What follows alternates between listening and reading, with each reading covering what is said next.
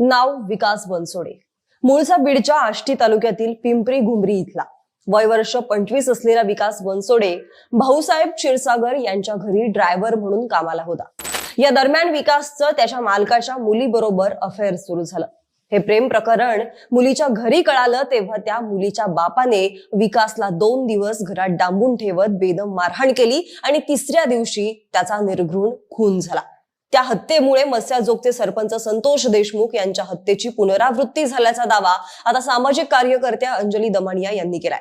दमानिया म्हणतात, ज्या प्रकारे सरपंच संतोष देशमुख यांना हालहाल करून मारलं होतं, अगदी तसंच या मुलाचीही हत्या करण्यात आलेली आहे. हत्येच्या आधी आरोपी भाऊसाहेब क्षीरसागर आणि विकासच्या कुटुंबियांची एक ऑडिओ क्लिप सुद्धा व्हायरल झाली आहे, ज्यातून क्षीरसागर यांची दमदाटी दिसून येते. गेल्या 2 दिवसात ज्या पद्धतीने बीड असेल, धाराशिव असेल, लातूर असेल, परभणी, जालना, थोडक्यात मराठवाड्यातूनच गुन्हेगारीच्या हत्येच्या